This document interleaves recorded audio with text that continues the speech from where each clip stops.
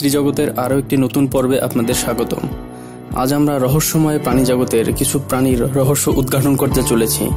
কিছু প্রাণী সম্পর্কে আপনাদের এমন কিছু বিষয়কর তথ্য দিব যা শুনলে আপনি নিজে অবাক হয়ে যাবেন। পুরো ভিডিওটা দেখে আমাদের সঙ্গেই থাকুন।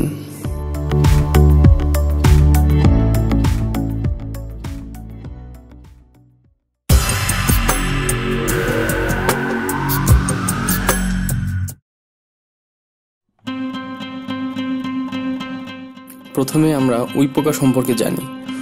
উইপোকার গরু রহস্য। আপনি কি জানেন উইপোকা দুধ খাওয়ার জন্য গরু পোষে, তাও আবার মানুষের মতো? কথাটা শুনতে কেমন কেমন যেন মনে হয়, তাই না? কিন্তু আসলে কথাটা কিন্তু সত্য। গরু হিসেবে উইপোকা অন্য এক ধরনের পোকা লালন পালন করে। এই পোকার নাম অ্যাফিড। খুব ছোট আকারের একটি পোকা, দেখতে অনেকটা গোলাকার। উইপোকা সকালে এই পোকাগুলোকে নিজের ডিবির বাইরে কোনো গাছের রস খাওয়ানোর জন্য নিয়ে যায়, ঠিক যেমনটি মানুষ গরু চড়াতে নিয়ে যায়। বিকালে এদের আবার ডিবিতে ফিরিয়ে নিয়ে আসে। অ্যাফিড গাছের রস খেয়ে ফুলে যায়।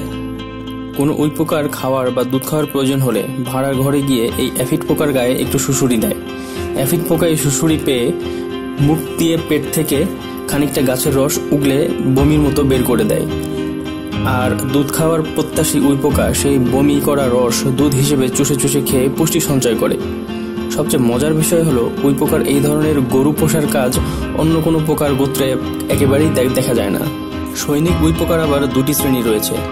এক শ্রেণীর সৈনিক উইপোকার মাথায় রয়েছে কামানের মতো এক ধরনের অঙ্গ, যা দিয়ে এরা কামানের গোলার মতো এক ধরনের আঠালো পদার্থ ছুড়ে দেয় শত্রুর উদ্দেশ্যে। অন্য ধরনের সৈনিক উইপোকার মাথায় রয়েছে সাঁড়াশির মতো এক ধরনের কাটারি, যা দিয়ে শত্রুকে সামনাসামনি প্রতিহত করতে পারে উইপোকা। উইপোকার সবচেয়ে ভয়াবহ শত্রু হলো সাদা পিঁপড়া। এরা মাঝে মাঝেই দল বেঁধে উইপোকার ডিবি আক্রমণ করে। সাদা পিঁপড়ার দল উই ডিবি আক্রমণ করার সাথে সাথেই উইপোকারা খবর পেয়ে যায়। রানী উইপোকার নির্দেশে সৈনিকরা তখন উই ডিবি রক্ষার দায়িত্বে নেমে পড়ে। তৈরি করা হয় এক অদ্ভুত ধরনের রণকৌশল। প্রথমেই উই ডিবির সামনে সামান্য কিছু ফাঁকা রেখে কামানওয়ালা উইপোকারা সজ্জিত হতে থাকে। এক্ষেত্রে কামানওয়ালা উইপোকার একটির পিঠে আরেকটি, তার উপরে আরেকটি পোকা এভাবে উঁচু প্রাচীরের মতো তৈরি করে ফেলে। এভাবে বেশ অনেকগুলো সারি তৈরি করে এরা। সাদা পিঁপড়া যখন উই ডিবি আক্রমণ করে তখন এসব সৈনিক উই নিজের মাথায় কামান থেকে অনবরত কামানের গোলার মতো আঠালো পদার্থ ছুড়ে দিতে থাকে শত্রুর উপর। দেহে এই আঠালো পদার্থ লেগে যাওয়ার সাথে সাথে নিজেদের আঠামুক্ত করার কাজে লেগে যায় শত্রু সাদা পিঁপড়ার দল। কিছুটা সময়ের জন্য হলেও তারা ভুলে যায় বৈরিতা, ভুলে যায় যুদ্ধের কথা। এই ফাঁকে কাজ শুরু করে দেয় মাথায় সাঁড়াশির মতো কাটারি লাগানো সৈনিক উইপোকার দল। এরা প্রথম থেকেই অবস্থান নেয় কামানওয়ালা উইপোকার পিছনে। সুযোগ বুঝে এরা প্রতি 2 সারি কামানওয়ালা সৈনিক উইপোকার সারির মাঝখান দিয়ে পিলপিল করে বের হয়ে আসে বাহিরের যুদ্ধক্ষেত্রে। এরা যুদ্ধক্ষেত্রে গিয়ে আঠালো পদার্থে আটকানো সাদা পিঁপড়াগুলোর মাথার সাথে লাগানো কাটারি দিয়ে কুচুকাটা করতে থাকে।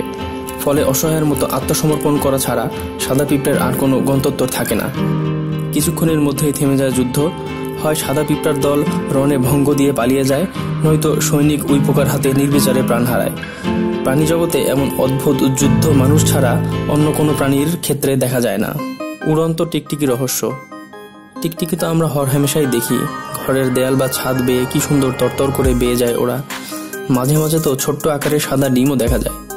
এই টিকটিকি কিন্তু উঠতে পারে না, বড়জোর কাছাকাছি এক জায়গা থেকে অন্য জায়গায় লাফ দিয়ে যেতে পারে। কিন্তু উড়ন্ত টিকটিকি বা ফ্লাইং রেপটাইল নামে একটি প্রাণী রয়েছে। এরা বেশ খানিকটা উড়ে যেতে পারে পাখির মতো। তবে এদের ঠিক ওড়া না, বলে বাতাসে ভেসে যাওয়া বা গ্লাইড বলা হয়। এই উড়ুক্কু টিকটিকির নাম ড্র্যাকো। বিজ্ঞানীরা বলেন ড্র্যাকো ভোল্যান্স। একে অনেক সময় ফ্লাইং ড্রাগনও বলা হয়।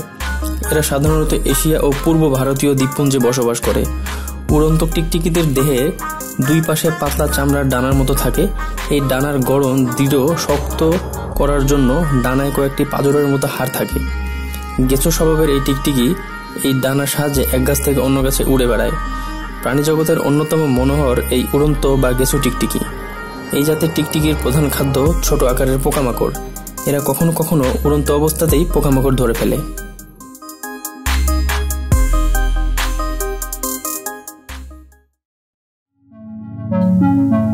ত্রিজগতের এই পর্বটি আপনাদের কাছে ভালো লেগে থাকলে লাইক দিতে পারেন এবং আগামীতে এমন আরো আকর্ষণীয় তথ্য বিষয়ক ভিডিও পেতে চাইলে সাবস্ক্রাইব করে সঙ্গে থাকুন।